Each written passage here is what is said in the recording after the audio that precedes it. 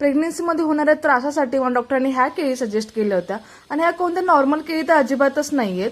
ह्या आहेत केरळच्या केळी. ह्या केळी तुम्ही 3 ट्रिमेस्टरमध्ये खाऊ शकता, ज्याच्यामुळे माझ्या उलट्या थांबल्या, मळमळ थांबली, प्लस बेबी ब्रेन डेव्हलपमेंटसाठी हेल्प झाली आणि लेग क्रॅम्प, स्वेलिंग, कॉन्स्टिपेशन, ब्लटिंग हे सगळं थांबण्यासाठी मला हेल्प झाली. सो तुम्ही सुद्धा नॉर्मल केळी खात असाल ना तर नक्की ही केरळची केळी ट्राय करा.